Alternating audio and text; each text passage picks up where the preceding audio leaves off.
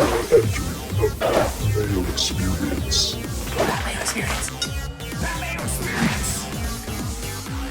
Mayo Experience. Experience. Welcome to the Pat Mayo Experience, continuing on Masters Week. We're now in the second half. We got shows every day, Monday, Tuesday, Wednesday, Thursday, Friday, Saturday, even at the conclusion of round three. We've already done 4 shows. The article is up on dkplaybook.com right now, so if you check the description, you can find all that stuff. I recommend going back and watching, especially Thursday and Friday show. We'll have the course preview from Wednesday with David Barnett of the Tour Junkies. Top-notch info, too. Stuff I had never heard before, so it's nice to get that first-hand experience in, too. Plus that giant Millie Maker show. If you don't like my picks, you got 30 other people to choose from, so blame them, not me, when they're losing picks, all right? Perfect. Today, we are going to finalize our picks, give you our one-and-dones, and go through the props and find out who's Andercursed and who's not for the Masters this season. There are a few things I want to hit on, though. There's still time to get into the draw for some more Millie Maker bucks. See if you can get a free entry into it by winning 20 DK dollars by using the hashtag DKMasters. And all you need to do is go to Twitter or Facebook and share one of the big episodes, preferably this one, or Fridays, or Thursdays. And in the comments of that, leave the hashtag DKMasters along with your DK name, and you'll be in the draw. I'll be doing that around Tuesday afternoon, so do it soon if you're going to do it. Tomorrow's show will have Jeff Bergerson and Colin Drew to break down the DraftKings Millionaire Maker ownership and to see where we can find some soft spots and maybe leverage up against the field. And for the big tournament, I want to let you know there's a PDF you can get from the DraftKings store right now, which features my rankings of every player in the field, along with Jeff Ulrich's rankings of every player in the field, and a ton of historical data, ownership trends from the Millionaire Maker for every year that it's been out. It's a pretty cool package filled with a ton of info. There's 2 separate ones. One's $4.99 on the DraftKings store, one's $9.99 on the DraftKings store. I would go with the $9.99 one. And if you're looking for links for that, that will be in the description of this video or podcast as well. Or if you just go to dkplaybook.com and click on one of my articles, you can find the link in there as well. Finally, FantasyNational.com. This is the week to do it. If you're at a pool, or if you're playing DFS, or if you're making some bets, go to FantasyNational.com. Generator for a simulator, a lineup generator. The new projections are out in terms of how the simulator reads it. There's 2 co-favorites, 2 guys with the exact same number of wins out of 1,000. So you become a member today, figure all that stuff out. This is the time to do it because, hey, you want to win some Masters bucks, right? Joining me in studio, Geoff Fienberg from the wearing green that fits a bit more today, I see. Like me. Yeah, less ill-fitting than the last time we were together. That jacket didn't fit you all that poorly. My jacket fit very poorly. It was, listen, you're never gonna, I can't put anything on the rack. I mean, it's like, because you asked me for my size, and the sizing, was according, but, I need shorter arms and maybe a button moved over half an inch or something. It's a lot of work. Your tailor must make out well. He can, yeah. Like I said, I got sometimes like a George Costanza build. Short and stocky? Yeah. Yeah, it can be rough. Joining us on the show as well, because we need a third member of the team, because you need the info of who not to take at the 2018 Masters. It is Tim Andercursed! Tim Andercursed. That is not my name. It is, but we need to know who you're picking and who you're not picking. As I said on Twitter yesterday, all that is hidden will be revealed today. All right, so let's get to you first. We need to know who the most cursed people for the 2018 Masters are. So hit us with it. Who you got? So as I do with every major, I will make 3 picks to win. First is, and this is no secret to anybody who's been paying attention, is I'm going to pick Tiger Woods. He only wins the tournaments that he has won at before. You're he fake knows his news. course. That's such a fake news curse. The last time he was playing good golf in 2013, he would have won this tournament had he not hit a ball off of a pin and put it into the water in the second round, for which he should have been disqualified for, but wasn't. At the separate point, he would have won that tournament had he not rinsed it. I believe it was on the Friday round. As long as his game is in form, it's just about impossible to imagine him not coming in the top 5. So picking him to win makes all the sense in the world. I don't like Tiger Woods. I hope that he doesn't win, but I think he will. The second person who I'm going to pick to win, again, another golfer I do not like, is Justin Rose. Justin Rose stole Phil Mickelson's U.S. Open from him at Marion. I don't particularly care for him. I don't think he's a very good interview.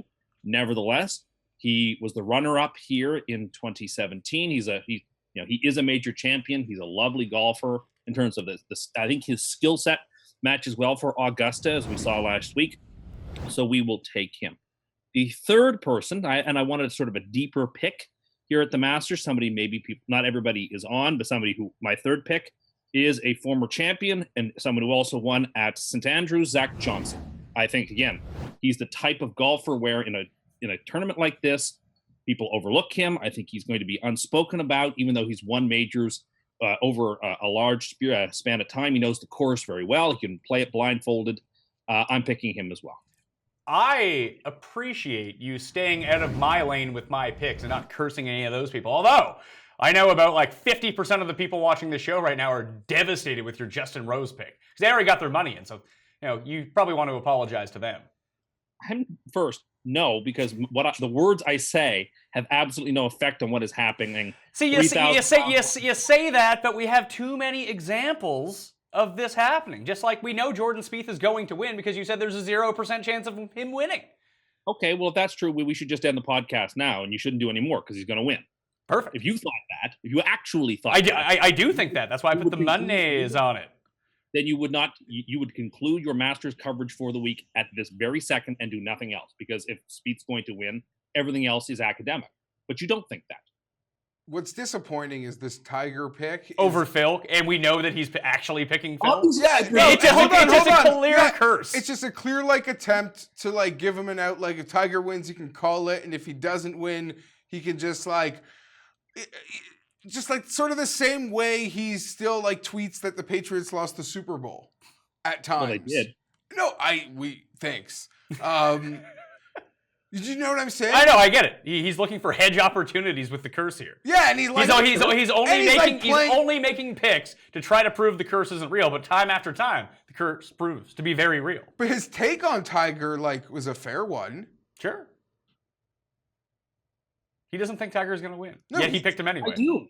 I hope he doesn't. I don't like, and it's not even that I don't like Tiger as much as I don't like the Tiger fanboys and the Tigeristas who never, ever, ever, ever say a bad word against Tiger because it's against the law.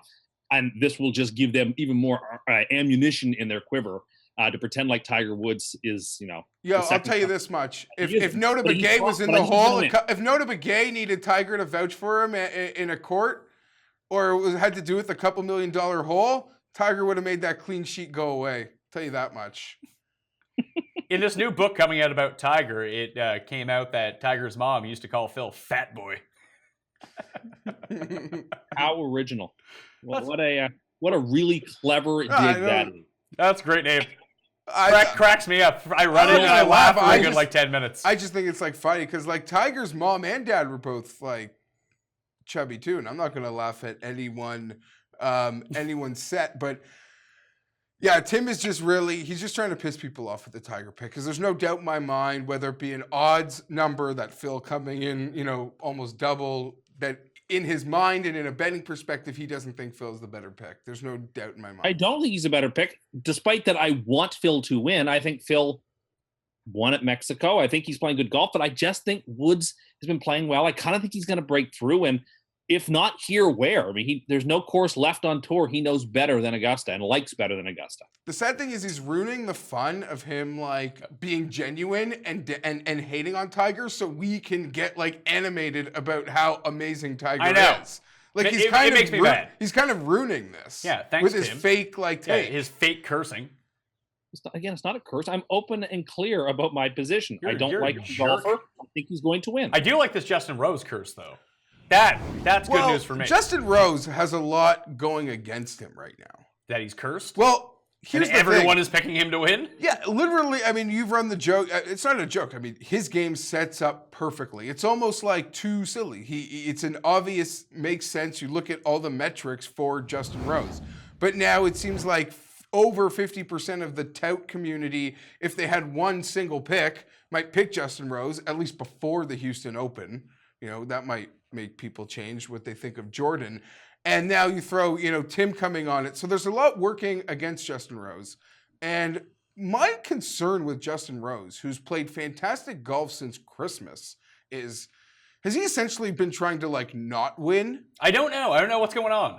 I don't think that he's actively what? not so trying the to Masters, where it's it's going to be harder to win than all these other ones he's contended in. I'm not saying he can't win, But at this point, I'm not on this Rose bandwagon. I think, he makes a very safe, if you're in one of those pick X amount of golfers and total money wins, like I think he's in for another great week. He's a good one and done pick. In his last 10 tournaments at the Masters, his worst finish is T25. Incredible. Yeah, and it's like Paul Casey has 3 straight top 10s. Three straight top 6s, actually, with Paul Casey. Second in 2 of the last 3 years. I mean, Justin Rose. In fairness, one of those years, he wasn't even close. No one was close. Okay, but he was still... Bubba runaway? No, it was the Spieth runaway. Because Phil and Rose came T2, but they were like 6-7 strokes back or something. Okay, so I do want to let everyone know that, again, on Tuesday, the ownership show will be released. On Wednesday, I'm doing a live chat with Reed Fowler on the DraftKings YouTube and Facebook pages, where I'm taking all your questions for as long as possible, 3:30 p.m. Eastern. And then Friday, Thursday is going to be a recap show, but then on Friday, Jeff and I will be sweating the final round live in studio with you. So if you want to hang... Not the final round. No, the second round, the cut. The second round, we're going to be doing the cut sweats. But if you want to watch the Masters, we'll probably be on like 17-second delay is the only thing, because the feed isn't actually instantaneous, even online. So you have to hit that like button on your TV if you want to watch it with us, like double tap the 15 seconds back button, and we'll be good to go. You'll be on par with us as it comes out. So how do you not know how to do that? He doesn't know how to close this window, and the window he's broadcasting out of when we're done this recording. Fun fact, too, he didn't know what Netflix and chill was. It had to be explained to him 3 years after the fact. Thought it meant that the word chill means to hang out and chill, so I assumed that just meant you hung out and watched Netflix like on the couch. I did not realize that it had a different meaning. As a snowflake millennial, you should really be down with this lingo. He's so far behind, because I feel like Netflix and chill is like beyond mainstream. Like it's into grandma Facebook. It was mainstream like 2 years ago. Yeah. So he's so behind, like he's behind. Yes. I'm streets ahead. Really? You're just waiting cyclically for it to turn on itself? Well, just about everything turns on itself, to be fair. You haven't turned on yourself yet. You still have that gusto and that confidence. Oh, well, listen, if one has to go through life afraid of their picks and their comments, then what kind of life is that? Here's the thing. He literally took chill.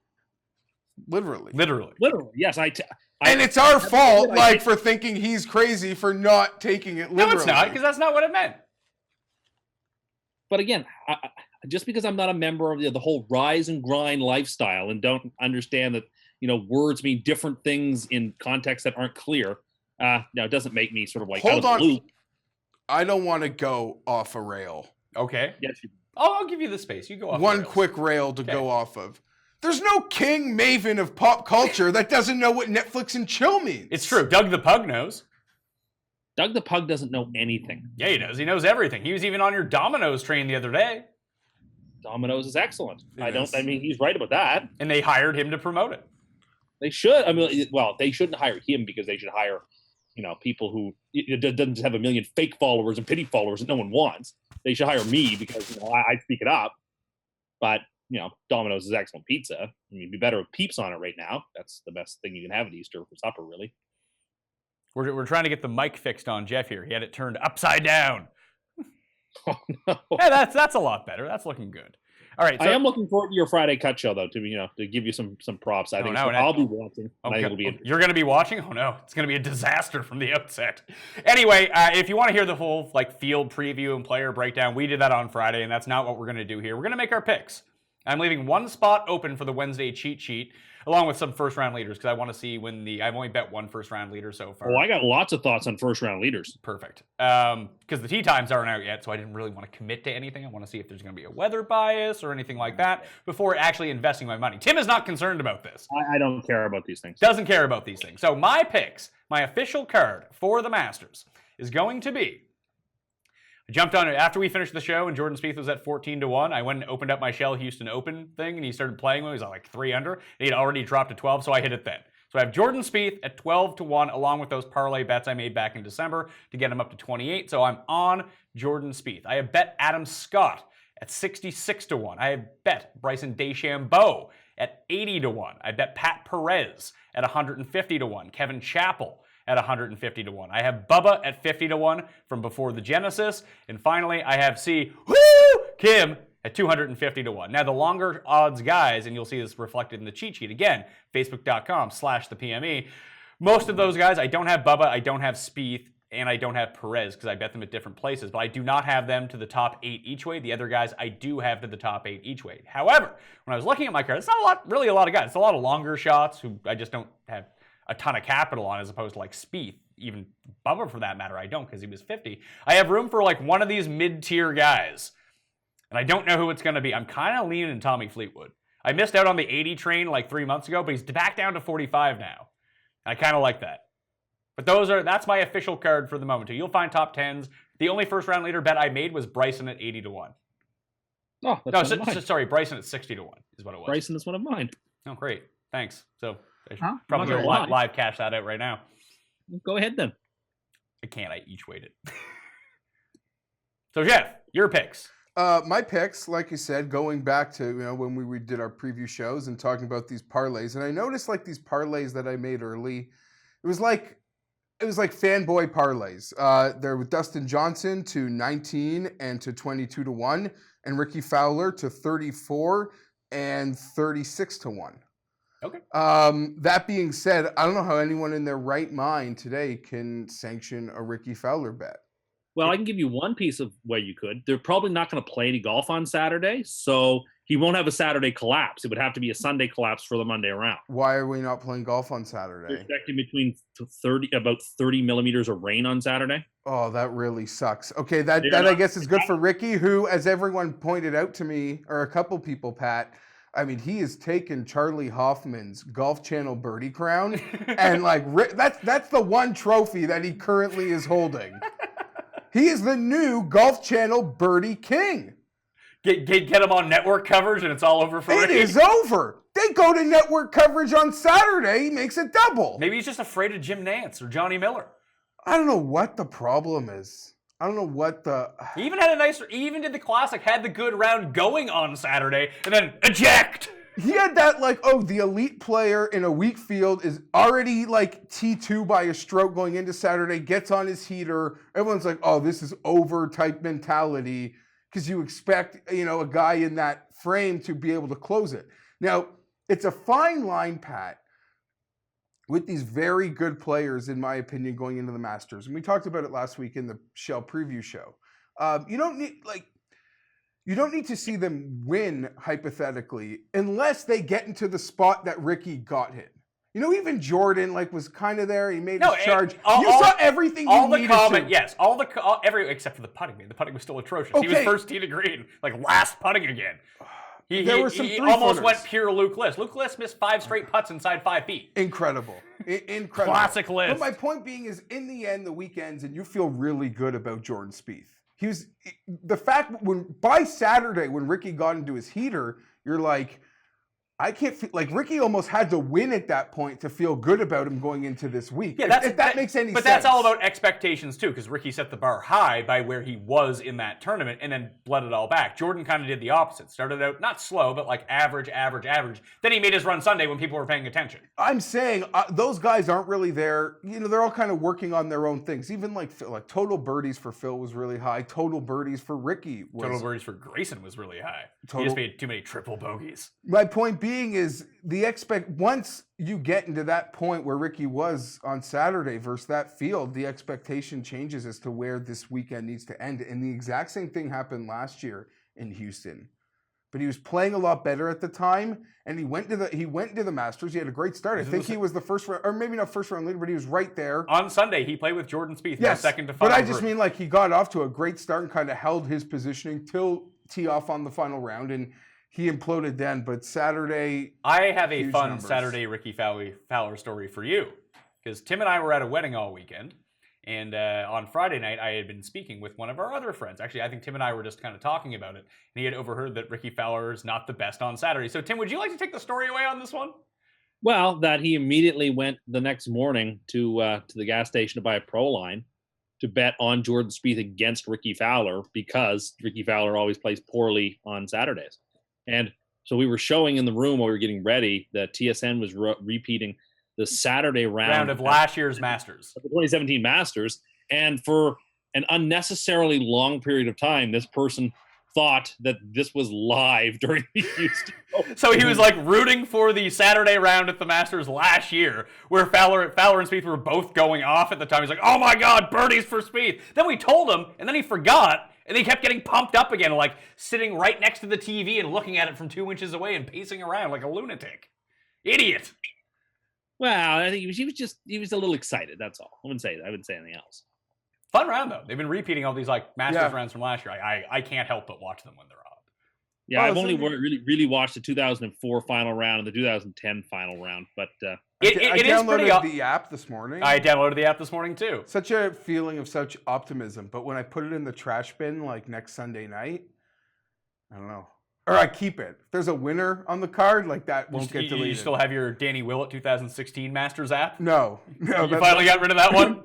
But somebody did pin that tweet to their Twitter account. Okay, I'll just quickly, because people are telling me like, no, you didn't. So I just pinned it for quick access. Who told you you didn't? The only reason people watch this show is because we picked Willett. I guess so, but so I just had to pin it for quick access, and then I just saved it on the on a copy paste board because I'm way above Tim in terms of computer literacy, but I'm still low, and like the recall of old tweets, I don't know, it can be so hard sometimes. It is not pinned. It was pinned for a moment. But I will say the Masters is the one time where, like, don't they encourage past glory?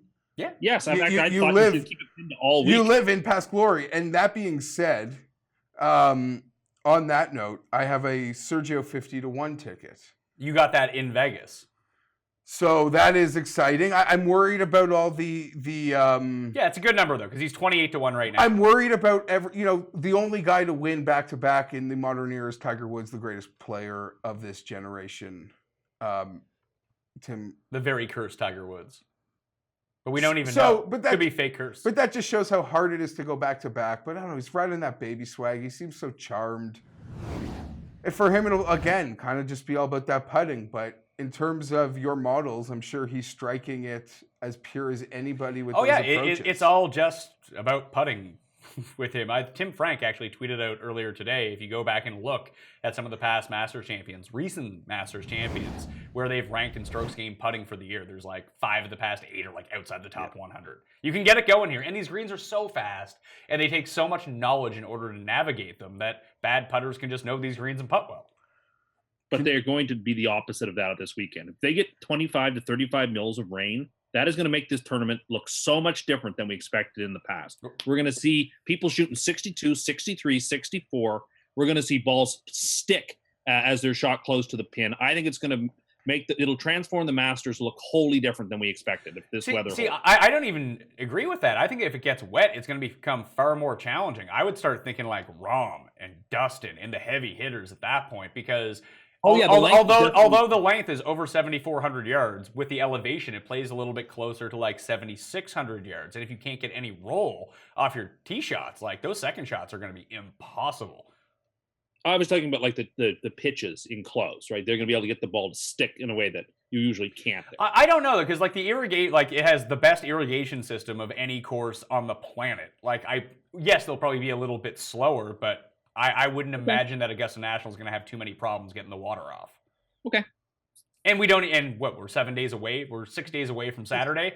That's also I feel like the weather could change a little bit.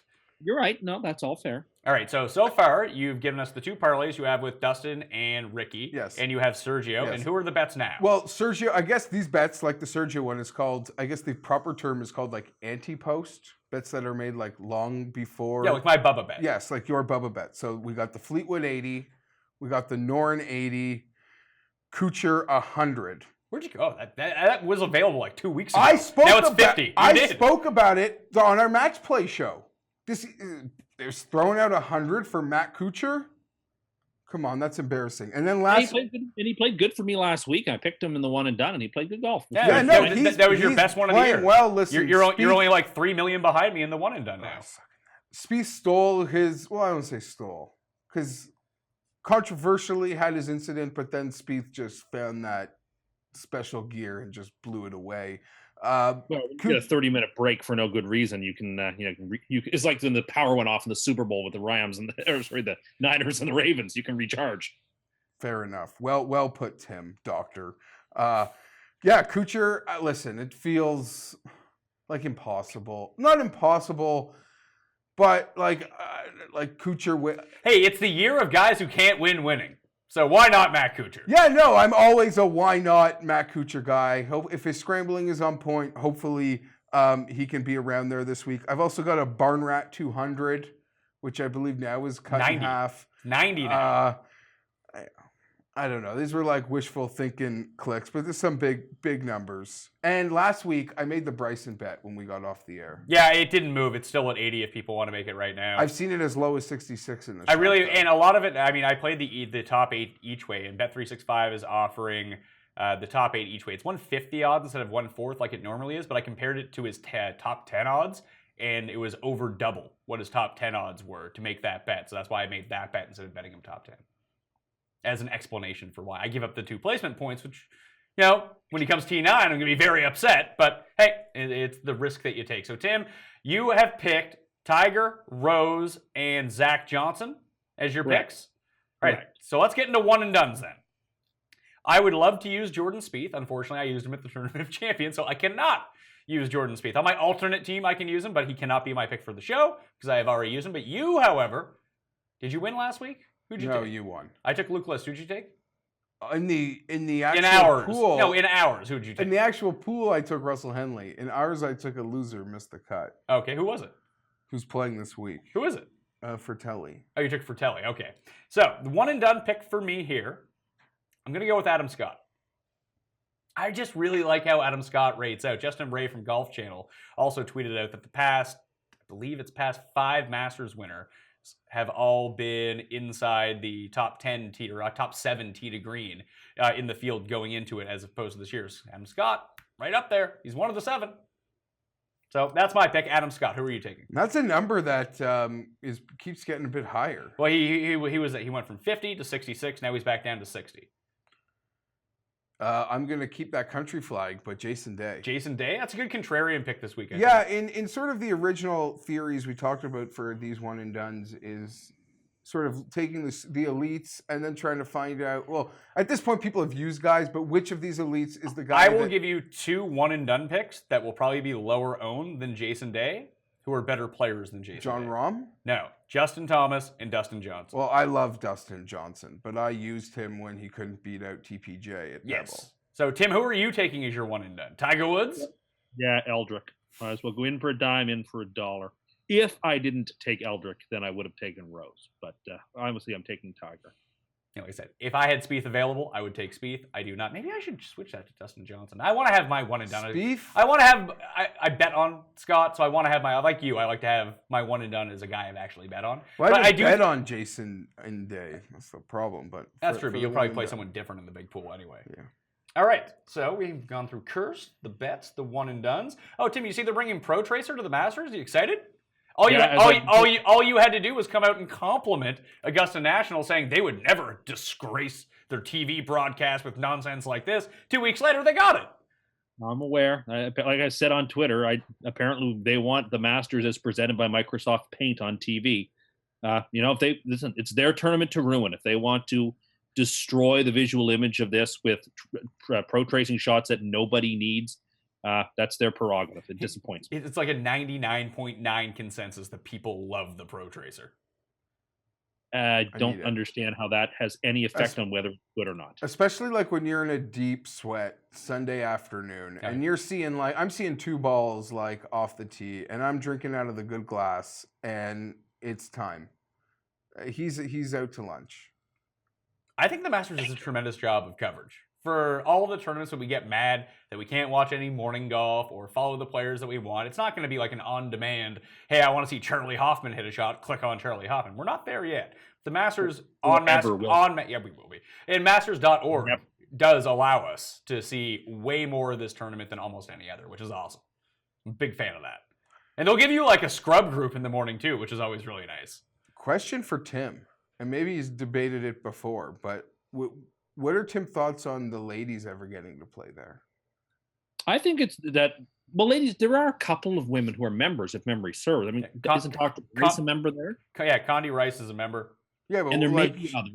An LP, yeah. I think the president or the CEO of IBM Yeah, is I mean, also I don't have. a female. It's a private course. They should be allowed to have whomever they want as members. I mean, I think there's nothing wrong with having some women members there.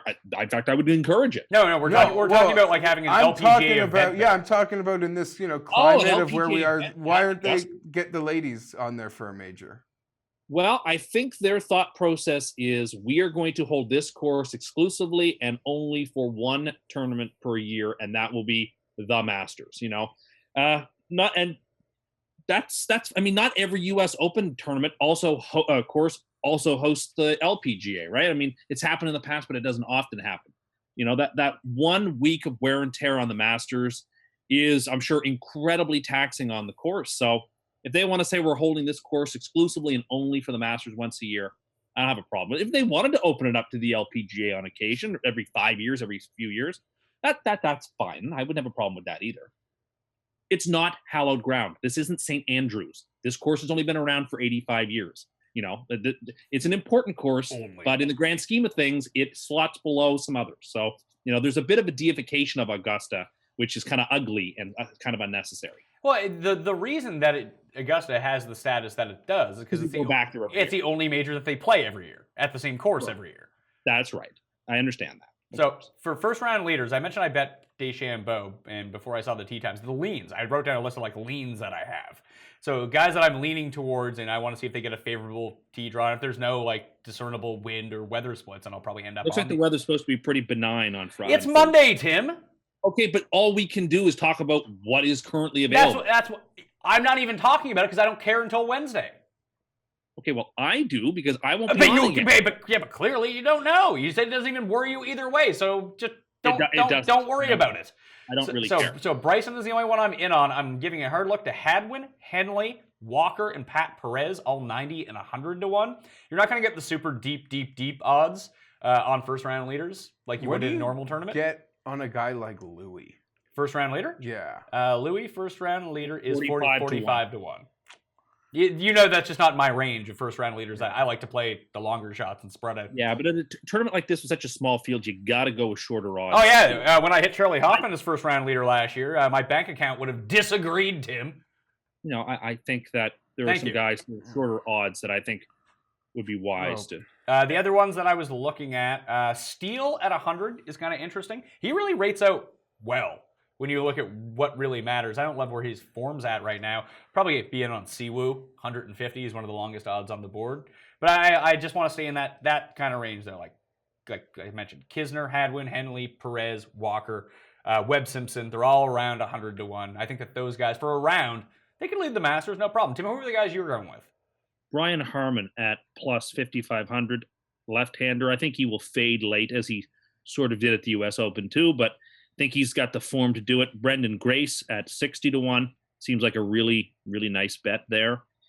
And then I mentioned I liked Bryson DeChambeau quite a bit. So those are the three I liked best. In terms of a super, super deep play, just because he's getting ridiculously high odds, I would take Weisberger. At Weisberger? Yeah, I would take him just because he's 125 to 1. I don't know. It seems like he's got the form that if they were to play this 200 times, he'd probably lead 2 or 3 times. So I think there's some value there. I enjoy that you didn't say Mike Weir at 300 to 1. We'll get into the props in a second. Adam Hadwin's only minus 800 to beat Mike Weir. I tried to parlay. I tried to parlay it with other stuff, but it wouldn't let me. I saw that too. That almost feels like a trap number, doesn't it? If this was a football tournament or a game, we'd call this a trap. I mean, you could have said it at minus 25 million, and I would have told you it's probably a winning bet. That's what I mean. I'm very, very, very suspicious. Like, does Hadwin have some sort of secret injury that's going to cause him to like withdraw in the middle of the second round or something? Like, I'm very concerned. I don't know. I it seems short, but I mean, when you're talking about Masters props, they do have a cap on how much you can bet on them. And if you make the number too big, then no one's ever going to bet on it. It's one of those sort of deals. Like if you made it minus 2,500, how many people are sitting around that if you can't put 10 grand on it, who's ever going to bet it? That's a fair point too. Like you're going to bet $1 to get a return of like 7 cents? No. So it has to be a bettable number at some point. I did release my to make the cut parlay. I tweeted that out earlier, so at the PME on Twitter, you can go find that. 14 guys pays around 98 to 1. You'll find that. No, you don't bet it. You stay away from that. And I might make some other ones throughout the course of the week with like 5-6 guys that are like. I also tried to get like parlay those with Jordan Spieth. Wouldn't let me do that either. No, they're not that silly. No, they're not that crazy. Because I was going to parlay to get Spieth's odds up. I think he's like minus 1,400. He wasn't a part of the parlay because he was too much. It didn't really do anything to it. But I was going to do the Jordan Spieth to win parlay with Jordan Spieth to make the cut. See if I can get it bumped up. They're too savvy for that. Anyway, that's up there now. But I think listen, I missed it by 1 stroke last year. 13 of 14, and Shane Lowry went +9. Garrett, who we always see make awesome parlays, hit his for like 60 grand. They're fun bets, and I think that they're very inefficient bets, like I spelled out on Friday's show. That there's 87 people in the field, at least 50 will make the cut, and 15 are write-offs. So that's the way you can look at it. That could be being generous with the 15 too. I bet we always know, like I mentioned, there's always going to be 5 or 6 guys who you don't expect to make it that do make it. Like Doug Gim, he could make the cut. I don't know anything. And last year, Larry Mize made the cut. Yeah. Oh. And like, I'm very curious to see Freddie. They didn't offer any odds on like Freddie. Freddie was the linchpin of mine last year because he was like plus 200. He really juiced Freddie's it up. also in an interesting spot because he hasn't played in forever. He's sort of had an injury, had surgery, and it's like to get back for the Masters. So he's had no. Yeah, he's no fly zone this year. He's had no, he hasn't been playing in any of these lead-up Champions Tour events or anything. Like if all those bottom guys, of all like the old dudes and the amateurs. I mean, an amateur could spike. The moment could be too overwhelming for them. I would think that VJ has the best odds to make the cut. He's not listed as in make the cut odds, but he'd be the one that I would back to make the cut. Doc Redman. I don't know anything about that. He was an NCAA player. He's gonna be one of those guys that like, screw Doc Redman. People are just gonna like him like because of his name, like cool Bo name. Hostler. Bo almost won. Yeah. Bo knows playoffs. Oh, we should probably talk about that. After Tim called out Ian Poulter for not even trying to win tournaments, he finally wins his first ever stroke play event in America after 20 years. What do you want me to say? Congratulations to him. I'm glad to see that he actually played to win. Great, big spot. Great fired up gift too. Yeah, I'm pumped to see him in here. Oh, golf is better with those angry Ian Poulter fiery chest pumps. Sure. I will admit though, kind of like Tim. Maybe I didn't go on the stand that Tim did. But he did give the impression, Ian, that that he was just sort of out here trying to maintain the lifestyle that Precisely. as opposed to win, but something lit a fire under his ass. It's when he didn't get into the Masters. Yeah, they and a great screwed little him. match play, and anyone for DK or anything. I think he's a good bet. I think it's a good bet. I wouldn't worry. People could be tired. The adrenaline of being here, like this is like you empty the tank. Like he got the win. He's got a 3-year exemption back on tour. He can pick his schedule now instead of having to be this peripheral player. He opened at 55-1. But I wouldn't bet that. I'm not really there for I'm that. not there to bet him to win the match. He's a decent top 10 bet. I don't think Plus fatigue is. 250 to miss the cut, I would probably bet that. I don't think fatigue is an issue. I think adrenaline will carry the guy. You empty the tank here. Yeah, he's going to empty the tank, and you could take time off after. It's sort of, honestly, Pat, it's kind of like the Olympics, is it not? I mean, all these guys do everything they can to sort of try to peak for the majors. Some guys like... By the way, I'm sorry to cut you off because I just saw this. Because Tim just said he thinks that Poulter's going to miss the cut. Because I have a miss the cut parlay, and he's in it. So, remember at the U.S. Open last year, if you had done to the 2 miss the cut parlay with Tim's picks, you would have paid like 40-1 or something like that. If you pick Tiger, Rose, and Zach Johnson to miss the cut and parlay them together, it pays 91-1. I'll put $1 on that. I'm not betting anything on Tiger to miss the cut. I want him to so badly. $2. $2 pays 180. And I'm just sort of going through everything. I found also that I have a Hideki to 60-1 with some college chalk. So I'm done. I got yeah, you have no more bets to make. I got nothing. Unless we find some props that you like. So let's get into the props. I'm done. No, you can say that. No, I like the guys. I'm just I got. Do you want to discuss top American, top Euro, or top rest of the world? Because I feel like there's no need to talk about that. We've talked about who we think is going to win. Top rest of the world was interesting. Someone pointed out to me Adam Hadwin is 12-1, and really, if you play, I actually like the Adam Scott 9-1 rest of the world because the only guys you really need to beat are Day and Hideki. So it's Day at plus... and Oosthuizen. Sure. So Who plays great at this course, and he'd be my pick in that. He's plays plus 850 to be the top rest of the world. So 260 for Day. It's a good bet. 6-1 for Thank Hideki. you. Leishman's 8-1. Louis 8.5-1. Scott is 9-1. Appy Barnrat is 12-1. Hadwin's 12-1, and Grace is 14-1. The only thing is, if you bet Hadwin, let's say top 5, you're going to get like 16-1 or 18-1. And then you don't even have to worry about him beating these other guys. And you'd think he'd need at least a top 5 to win this bet, wouldn't you? That's how I would start thinking about it. Not necessarily. Sure, but like, you really think Hadwin comes T17 and he wins this? No. No, not T17. He would need to come inside the top 5 to win this bet anyway. So you can bet him at top 5 at better odds. Hell, you can bet him at top 8. If you sacrifice the outright and you just bet him on the each way to the top 8, you get better odds than this. You get around 22-1 on Hadwin to come inside the top 8 instead of 12-1. And you still have the winner's equity if he actually wins, which he probably won't. But I think that's a better bet if we went through it. Yep. Let's get into some of the more fun ones. Top amateur. Tim, you love amateurs. You got any hot takes? I don't know who any of these people are, so no. All right, the Chilean, Joaquin Neiman, plus 125. Doug Gim, 3.5-1. Doc Redmond, 4-1. Harry Ellis, 6.5-1. Yuxin Lin, 7.5-1. And Matt Parizel, 16-1. I'll go with Harry Ellis. I don't know if I'm going to bet it. I like Harry Ellis. What do you know about him? He played like a few weeks ago. Did okay, made the cut. I think he made the cut at API. That's where it was. It was that or Valspar, but he made the cut. This Neiman guy is supposed to be real good, though. The Neiman guy? Yeah, the Newman guy. Neiman. All right, I'll go with him. But did you see that Sam Burns won? Yeah, he went on the web.com tour. Oh, that 3.0 rub at the Honda. Yeah, you play with Tiger, you just start winning. On a Sunday. He's the only one to beat him, too. Yeah. Out of all the guys that have played with Tiger and get lit up this year because the pressure's too much, not Sam Burns. Tiger was coaching him the whole way, though. Maybe that's why. Top Asian player in the field. This can be very interesting. Hideki is plus 137. Now, if you didn't bet Hideki, and he's available at 35-1, it's a very good number for Hideki. But if you don't bet him and you don't think that, if you're not going to take the 35, you clearly don't think that he's going to win. So the rest of the guys are kind of interesting if you think that Hideki may not have a good tournament. Kiradesh is 3.5-1. Sharma is 6.5. Hao Tong is 7.5. Si Woo, 10-1. And then Kuroda, 16. Misato, 16. Yuta Ikeda, 16. Then Lin is 60-1 to win this. You like Kiradesh, don't you, Jeff? I got that big Kiradesh ticket because he sort of checked all those boxes when everyone was putting out.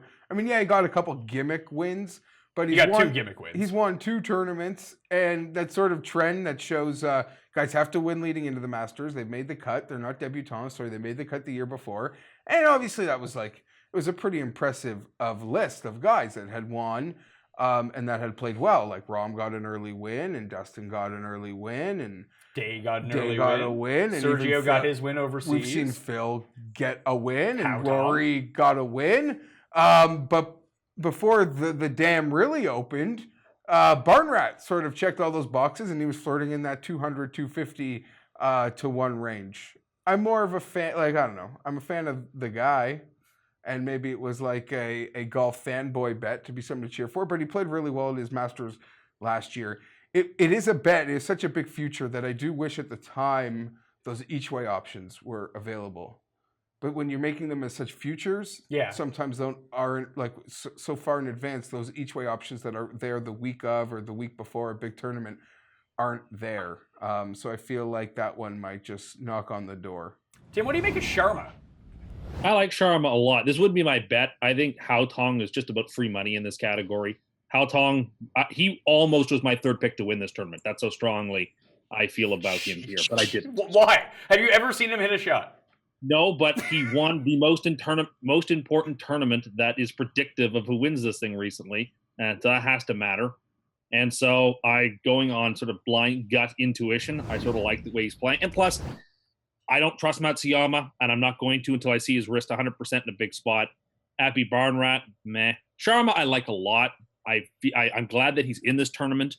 I'll be quite sympathetic towards him if he's doing well, but just I just think Hao Tong will be solid enough to be the top Asian performer. That's one of my picks. All right, plus 750. There's some free money from Tim on Hao Tong. So maybe you just want to bet Siwoo instead at 10-1 and then just move on your way.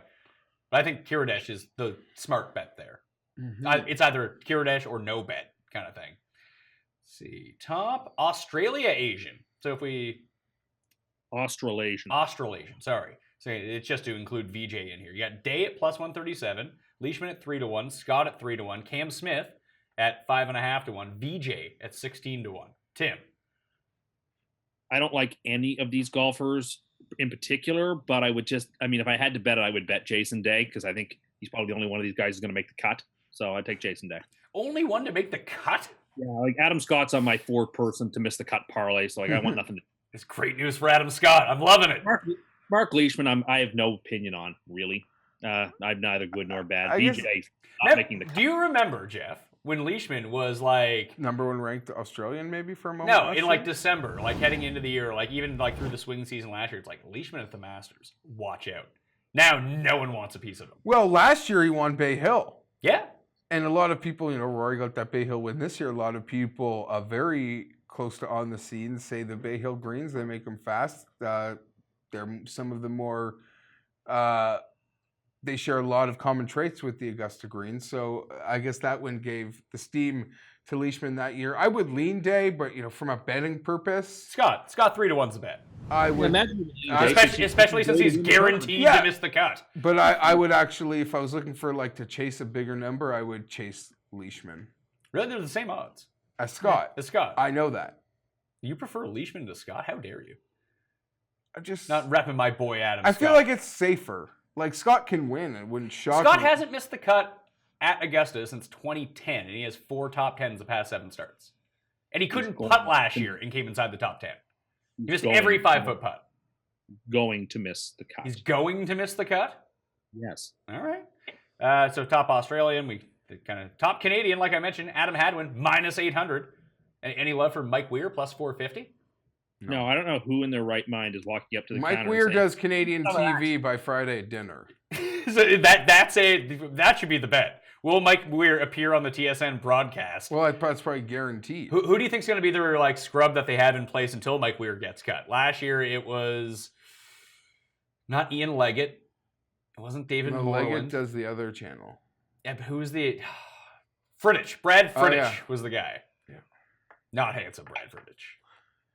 Anyways, yeah, no. More likely, Mike. Yeah, let me ask you this, because there's a lot of guys that we know that are in Augusta this week. We talked about the Tour Junkies; they're there, so they're going to be around. My guy, the Moose from Fantasy National, he's already down there. He's hanging out at the Hooters last night. You said the Gup is going. Yeah, Gup and Buck are going. So what? Well, maybe I'll make this even odds to people. Mike Weir to make the cut versus Mike Weir picking one of those guys up in an Uber at some point during the weekend. He's got a better chance of getting of driving the Uber than he does making. So Uber should be minus money on that one? Yeah. Okay. Top Chinese player, you can go with Hao Tong at minus 450 or the amateur Lin at plus 300. This is an interesting one only because Li's a debutant. And we just know, debutants, the winners that you don't normally see. But we saw it with Hatton last year. And there's always an adjustment period that first timers have to these greens and everything like that. So if Hao Tong just goes out and shoots a terrible one of these rounds, Lin can beat him at 3-1. But they're both debutantes. Okay. Sure, but if you're giving someone minus 450 versus 3-1. Hao Tong is so good. What? Lee is Did so you say good. Alex Noren is so good? I said Hao Tong is so good, I wouldn't worry about it. I've been worried about how Tong played at both the WGCs. It's all a head fake.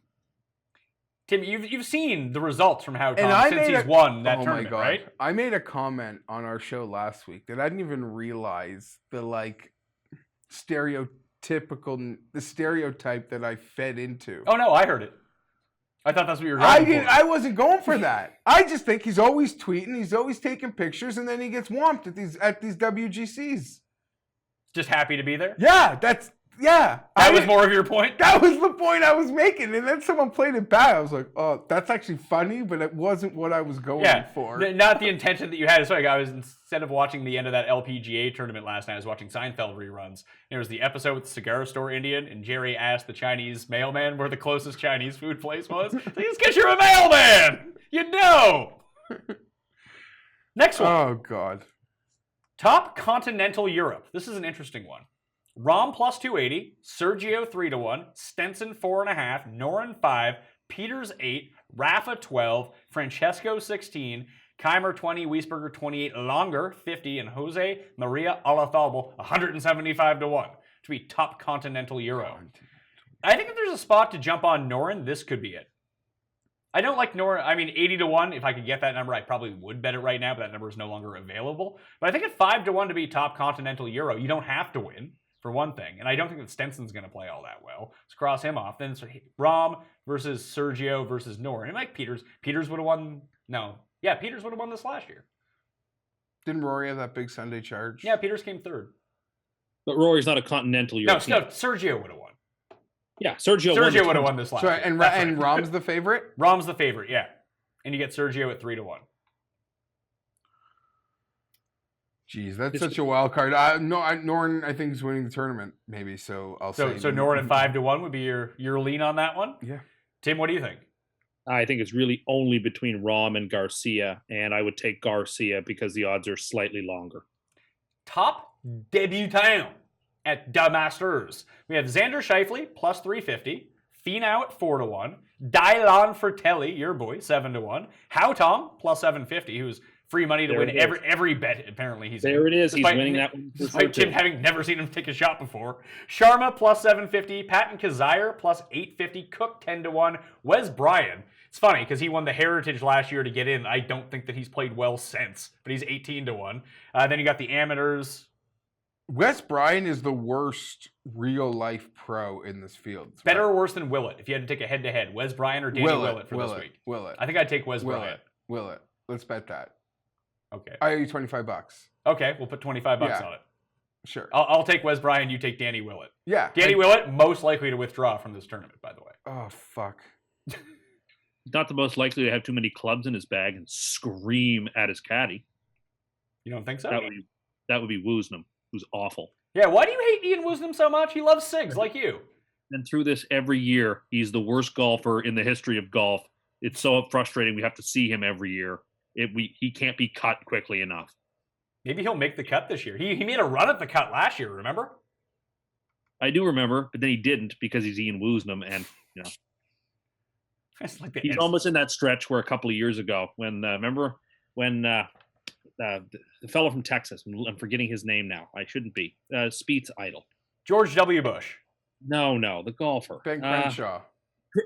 When the Augusta and CBS just stopped showing his score for the last few holes because he shot like a 90. Woosnam is nearly in that range. I think they have this right. I think Xander should be the favorite in this. I would almost recommend that if you wanted to play top debutant, bet Xander and Finau. Plus 375, 4-1. You get more than 2-1 on your money. Disrespecting Fratelli. Am I'm I? joking. I'm joking. Say, I would probably bet Finau there. Finau's a good bet. It's just Schauffele.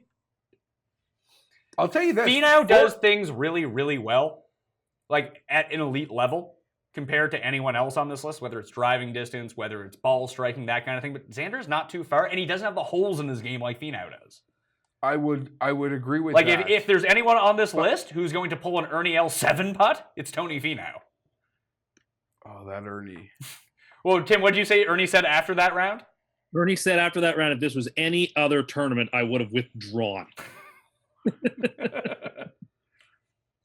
I would go probably with Tony there. Although I'll tell you, there have been some steam for Xander for a debutant. Yeah, I like Xander. I can see playing him on DraftKings. What's his number here? To win? Oh, he's like 80. No, but I'm saying that was like 140. Xander's a good player, I'm just saying and he played well at the match play, and people like that. Like the recency bias of him having seen him play well. Because he was the one who outran Sergio, wasn't he? Or did he finally get beat by Sergio? I think he beat Sergio. Yeah, it was one of the two. You know, on that never winning thing, like maybe Kuchar or Louis really can win.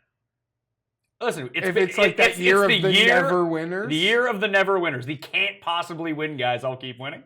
Yeah, Louis Kuchar. And Casey, I mean, I'm going like way farther down the board. I mean, he's always fantastic here. Now he's got the charm of a win. I mean, that number seems so short, surrounded by really other elite players. He should be though. But no, I mean, every metric shows that he should be that where he is on the odds board. Yeah, listen, I'm looking at my Fantasy National model right now, and it updated after the show, so it has the updated odds. Over the past 24 rounds, Justin Thomas, Dustin Johnson, Jordan Spieth, Bryson, Chappell, Casey, Rahm, Noren, Sergio, Rose, Tommy Fleetwood, and then Cantlay. I have two things I want to ask. One being, who are the two people that are this far into the show? You know, they've been watching. Oh, who are the two guys that tied for the most model in the sim simulator wins? Yeah. Spieth and DJ. Okay, like to hear that. And I had one. Oh yeah, we didn't really talk about him in the last show because if you need us to talk about him, there's nothing really. You know, you're probably watching the wrong show. You know everything there is. But we're gonna go again another hour, or we're gonna be at 55 minutes. And I know I'm going back to the top, but there's been like a very quiet lack of respect for Justin Thomas heading into this tournament. I completely agree, and I mean, we just got 55 minutes. I want to be the guy that comes out in full support of Justin Thomas. No matter which date range of stats I look at or me physically watching it, Justin Thomas sticks out to be the best play, the best value. I just don't like Justin Thomas. And my bias is playing into it. And you go through, I mean, we did it on the show we did last week, but we should do it again. His recent results, I mean, he's winning at nearly a 30% clip. And when he doesn't win, it's the playoff loss to Phil. It's a semifinal match play loss. It's probably like a 16th in it's incredible. His finishing positions when he doesn't win. It's almost like if you have that casual friend in your life who just wants to bet the Masters, like, give me a bet. Like, give me a bet. I'm not even going to look at this thing till Saturday at like 3:30. So I just need that guy to just be there then. I might look at him and say, like, I don't know, Justin Thomas, you want a little higher, like Day or Rahm, but you know what I mean? I'm really curious to talk this out with Bergerson and Colin Drew on the ownership projection show, because if there's, I'm debating right now who's going to be lower owned. Is it going to be Dustin or is it going to be Thomas? Because I don't really have a good gauge of Justin Thomas as it pertains to how the public perceives him. Now, Tim has said he's the best player on earth. So, but is that, what do you mean? They don't realize how good he is, or because that whole get in the bunker incident? I just don't know. I don't know how popular the public will perceive him as. You look at those like Jeff Sherman tweets or the tweets out of Caesar's Palace that I've seen come on my feed. I don't think his name is showing up on the top 5 most bet tickets or the top 5 money wagered. I can see that though, because he's not. I know, but Ricky Fowler's like top 3 on both those lists. But is Dustin on there? No. So if you have to give me a choice that I have to commit to one of these high end, they're the 2 most expensive players, and they're the 2 number 1 and 2 players in the world. And so if you tell me I have to commit to one at low ownership, I'm going to say Dustin. You think Dustin's going to be lower owned? That's your gut? My gut tells me he is, because he's more expensive. At least there is a little bit of a break on Justin Thomas as it pertains to it. But I still want to talk it out with these guys, because I could be way off on that. But since Dustin last won, Justin has won at Honda, and like I said, he lost in a playoff, and 2 a WGC semifinal and a WGC playoff loss. Career record. Yeah, I don't mind the Justin Thomas play. He's played twice at the Masters and hasn't been great at either tournament. Whereas he's made the cut both times, 39th and 22nd. The only thing I would say Dustin's played better. Like, I mean, I would play Dustin before I would play Thomas. I'm pro Dustin, but the only thing I could say in defense of Justin to that point is he's a completely, like, mentally he's in a completely different place. We talked 18 months ago. The buzz around Justin Thomas was he can only win no-cut events that aren't even in America. He's beaten up on like short scrub field. And the final score, like, okay, if it's 18 or 19 under, like, that's the event Justin Thomas is going to win. And let's not pretend that Justin Thomas hasn't been awesome. Basically, I mean, he was T22 here last year, and then since then he probably should have won the U.S. Open. He had a bad Sunday. He shot a 63 on Saturday and was lights out. He won the PGA Championship. So it's not like he's playing at the British Open. Sure. The British Open British Open's always weird though, depending on which draw you get. It is. Yeah, then he won the hardest PGA Championship we've seen in our lifetime. Yeah. No one expected that. No, listen, he's ranked number 2 in the world. It's not outrageous for me to say he's the best player in the world. I like him a lot. I just will not pick him this week. He's just not where I'm going. But I mean, it would shock nobody if he won this tournament. I mean, he's just Justin Thomas. So, Like, it would shock nobody. Who has a better chance of winning, Justin Thomas or Jordan Spieth? Justin Thomas, Jordan because Spieth. Justin Thomas is a better golfer in that's what I almost wanna hear. every sense of the word. That's what I want to hear. On every other course in the world, I might pick Justin Thomas, but on this one, I'm going to pick Jordan Spieth. If you Until they get to Golden Bell, and one of them has dunked it into the water multiple times in their Masters career, and one hasn't.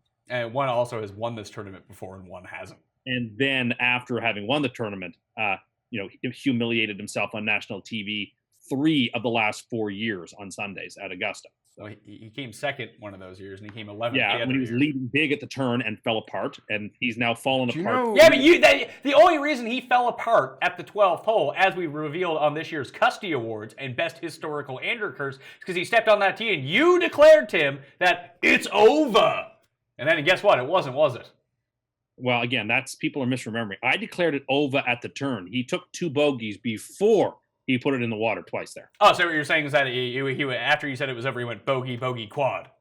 Correct. Like, at least let's get the facts straight.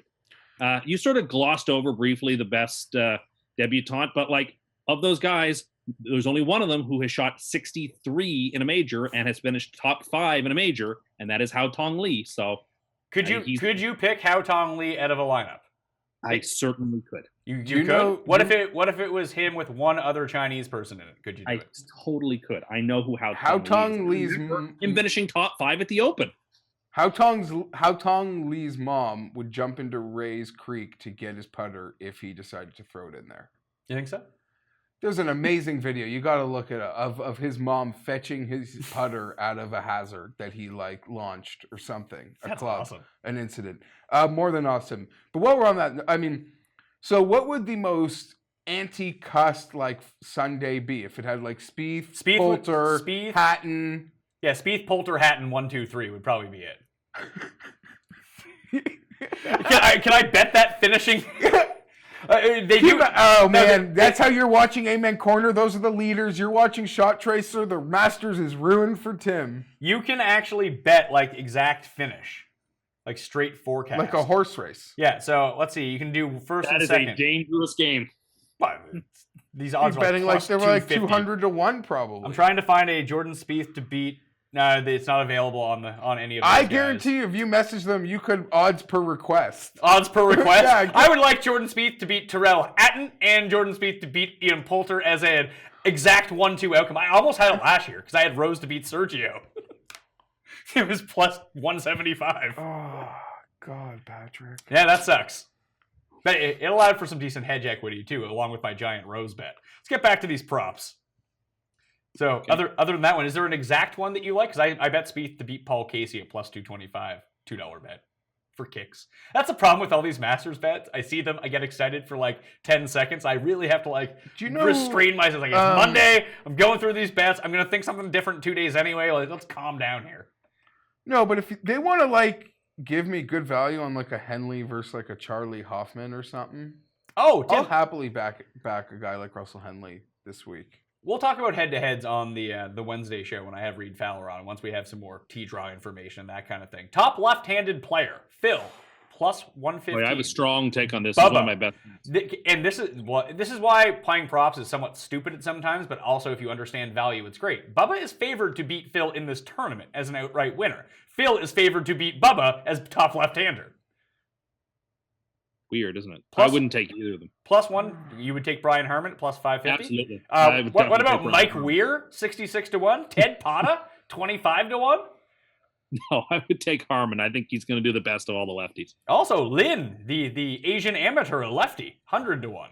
Maybe You didn't know 'cause- that till this exact second. I did not know. Maybe they just see that Bubba's going to be much more of a boomer bust week, maybe. I guess Just so. trying to put logic in. I guess if into you that. if you factor in win equity into people's odds, they probably think they think that Bubba has a better chance to beat Phil. But I guess maybe Phil might be a safer top Yeah, if you 10. say that one of them that the winning score is T7 among all left-handers, they probably think it's Phil over Bubba. Yeah. They don't see a whole lot of But- Bubba coming in third. But again, It's this either goes Bubba first to or Bubba everything you 50th. speak of. Is there are places where you can catch them because they're putting out a lot. They're trying to meet a demand, but they're not exactly the sharpestly capped. These bets aren't capped like your NFL Sundays. No. Top German, Martin Keimer, minus 225. Bernhard Langer, plus 162. That bet sucks. It's right. Yeah, Keimer looks so lost. Well, it's the first time He he said played he was in a watching. He went out to the drive, chip, and putt yesterday because he said he needed some inspiration. month. God. Everyone was there yesterday. Well, Bubba's always Yeah, there. Sergio Scott- was there. Well, it's responsibility week for Sergio. That's Sure true. is, yeah. I guess that's why it's so hard to go back to back. You know what? As of this record, it's pathetic. Nike I don't have Tiger Woods Masters kit yet. It's Monday. Get your shit together. Oh, for God's sake. Ready for Tim's favorite bet ever? Tim, hole in one at the Masters. This is the freest money on the board. This Yes is minus 150. No is plus 110. Now, Tim made this his free bet of the year last year. As we know, the hole in one Matt Kuchar made on 16 on Sunday led Mike Leone to win $100,000 on DraftKings. So, Tim, is it your free money bet again? Yeah, I'm taking no plus 110. There's no chance there's a hole in one. It wins so much more than it doesn't. To lay minus 150 for there to be a hole in one is absolutely asinine. Plus 110, you're getting better than even odds. Take it, bet the farm, win 1.1 farms. Will there be a playoff? Yes, plus 275. No, minus 400. Yes. There's no bet there. I mean, it's probably a no, but there's no bet there. You would say yes? Well, it's a no bet, but if you're making me pick it, Yeah, I make you pick it. I'm picking it. I'll pick no. Top South African player. You guys all like Louis. Louis is plus 175. Grace is plus 225. Fratelli. Charles, who just plays well at Augusta every year, plus 275. Yeah. Fratelli's 5-1. Immelman, 28-1. No. I would play Charles if I was playing this, which I will not be. I think Immelman will be in Tiger's group for Friday and Thursday, and so that will be interesting to see how he handles that attention. Because it'll be past. You think they're gonna? They'll put old past champions together in a group, and Tiger hasn't won this in a long time. No, so it'll be like Angel Cabrera, Tiger, and Immelman will probably be. You're out to lunch if you think that's who Tiger's going to be paired with, and Well, not have with. to put him with they'll put him with past champions. Sergio and Scott would be my guess of who he plays. Sergio will be with almost certainly he'll be with Thomas, and he will be with Spieth. Okay. Okay. So where do you get this from? He's lumping together all the major winners from last year. They consistently put together past champions in the first. Okay, then I would say it's more likely that he plays with Bubba and Scott than it is Immelman and Angel Cabrera. Tiger's playing with Bubba. You think so? Yeah. Bubba and Phil. Put all the multi-winners together. Why couldn't Tiger play with Spieth? Because Spieth would be a part of that major champion group. I think he'll be a part of last year's major champions group. Sergio, Spieth, and Thomas. Which is a good group for Spieth and Thomas, by the way. Them playing together.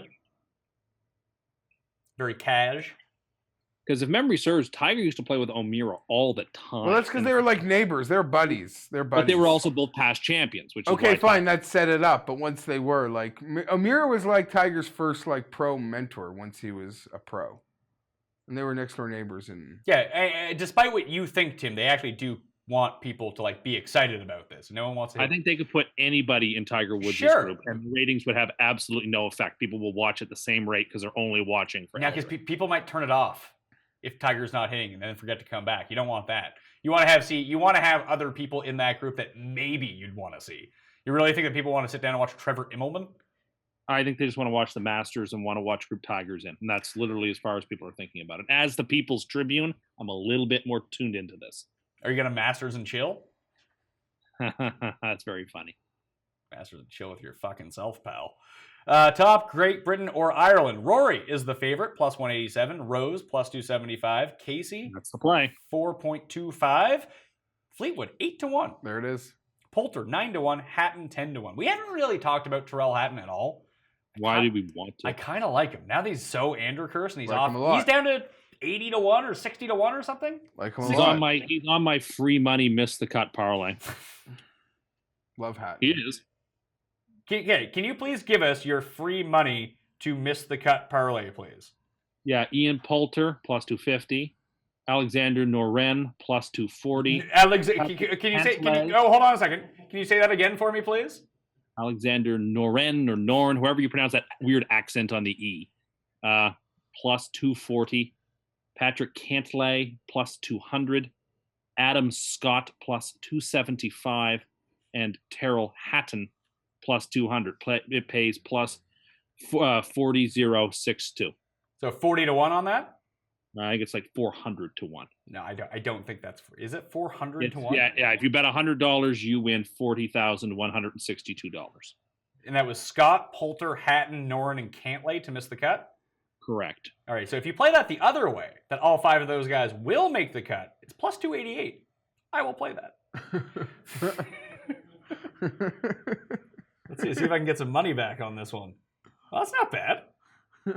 Almost 3 to 1 to reverse Tim's free money parlay. I'm a big Hatton guy. I see a lot of Willett in him, the good Willett. The good Willett? Yeah. The tenacity that Willett had the year that he won, Yeah. just to lock it down and make those 12-footers? And yeah, I say it often, but I just get angry when the announcers are so hard on him, but give so many. They're other hard on him guys because he acts like a 6-year-old. Well, what about Justin Thomas? They just gloss over every time that he's complaining about everything. Well, listen, I would not gloss over it. I openly criticized him when he made that putt to win when he cursed on live TV. Like, there's no excuse, but Hatton can act like a 6-year-old at some golf course like Mexico City, which has no history. You go to Augusta. You called it the most. You've called it the most important and greatest tournament of this year.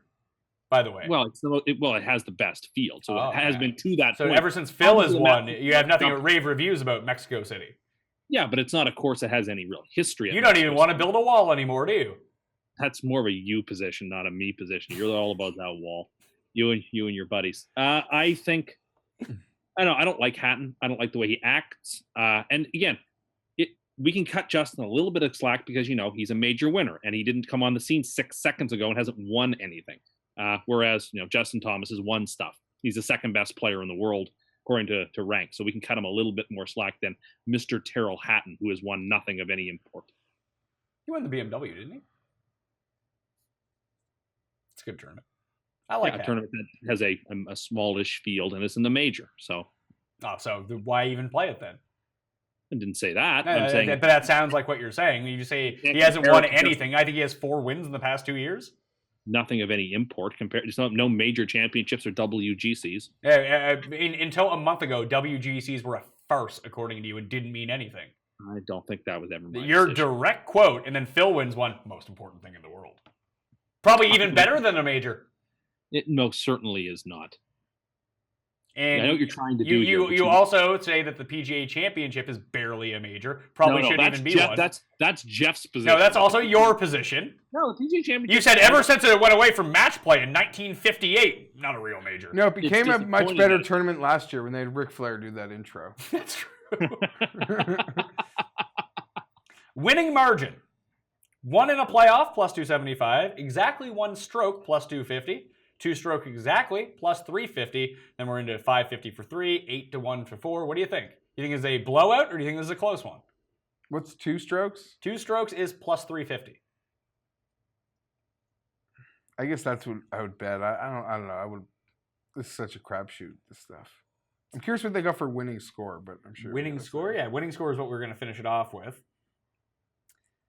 You can Bet365 has been good with this. They realize that people like to bet on the Masters. So you can bet first round leader, first round top 5 finish, first round top 10 finish, first round top 20 finish. You can also bet first round American leader, first round continental Europe leader, and first round top Great Britain Ireland leader. There is no rest of the world for that though, which is sad.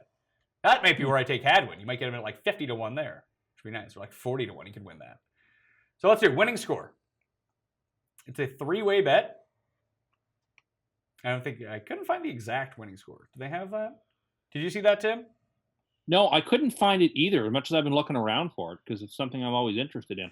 So they have, there's 3 things you can bet here. 275 and under is 2 to 1. 276 to 278, either on both those numbers or 275 is 2 to 1. 279 or over, plus 137. So to give some context to what that even means, like 279 is exactly 9 under par. So the tournament was won last year at 279. Okay, and that's the betting favorite right now. So minus 10, I'd minus say they 11, go and lower. minus I'd say 12. they go lower. With the rain predicted, I would go under. Yeah, I would say it's going to be a lower score. I would say Like 12 or 13 maybe. If you think it's 13, you take that 275 and under. Yeah, that's the way I would play this. Would be the plus 200 or the 275 and under. So winning score plus 3, We get one of those Zach Johnson years all of a sudden. It's going to play over par. I would love it, but I'm not seeing that. Lowest tournament round. 64 or under, 2-1. 65 exactly, plus 150. 66 or over, plus 175. Tim, you seem to think that you said someone might shoot a 62. Yeah, it wouldn't shock me if it's a soft spot and you've got someone out there who knows the course. Yeah, usually I bet the other way. You think no one's going to do great on these courses, but I feel differently this time. I'm all in with the 64 and under bet plus 200. Plus 200. Is that going to make your free money list? It is one of my free money bets. Yes. All right. So, any more props you want to talk about, Jeff? The 65 might be my Exactly 65. lean there. Just this sort of anti-Cust. Yeah, it's not a bad one. So, Tim, let's recap your free money bets of the week. So my free money bets of the week, and correct me if I'm glossing over any, but I think I've hit them all. Top Asian, Hao Tong Lee plus 750. Top debutante, Hao Tong Lee plus 750. Poulter, Noren, or Noren, or however you pronounce his name, Cantlay, Scott, Hatton to miss the cut, parlayed together. 400 to 1. At 40,000 or 4,000 to or 40. I think it's 40,000. It's 40 to 1. It's a lot higher than that. If it was 40,000 to 1 and you bet you'd win $4 million. Yeah, it's 400. Yeah, if you bet $1, you get $401 back. So 400. Yeah, whatever. So what I said. Of course, the freest one is no hole in one plus 110. Winning margin. No, not winning margin. Sorry. Lowest round. Yeah, lowest round of the tournament. 64 and under at plus 200. I rather liked 275 and under plus 200. That's verging on the free money range. And the last one is Brian Harman plus 550 as lowest left-handed golfer. All right. Jeff, any of those you particularly like? I didn't love them. Didn't love the props this year. Sometimes there's like one you can catch. Didn't really love them. I do like that play Xander and Finau as top debutante together at like, if one of them wins, you win 2 to 1 on your money. Although I do like the reverse of Tim's to miss the cut parlay, which does pay almost around 3 to 1. That's with Noren? With Noren, yes, Alexander Noren. What's the right way to pronounce it with that accent? Noren. No, it's not just Noren. Well, when he says his name, he says Alex Noren. I actually he's not like hi, I'm from Sweden. Yorp, my name is Alexander Noren. He doesn't actually say that. This is what happens when you're a person like me who has a vocabulary where most of their words come from reading.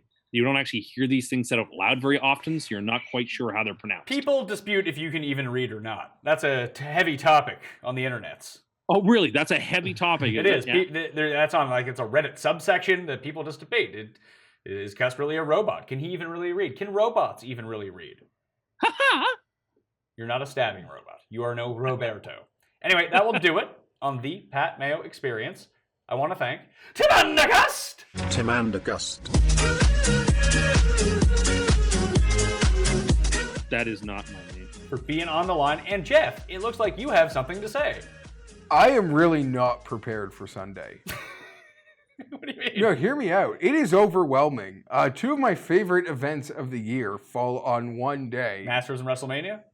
And maybe that's for like the 3% of us out there, but yeah. It's a strong crossover. It is an intense crossover. That Mania show is going to be like 6 hours after like a deep day of putting them back too. Like I don't know if I'm going to make it.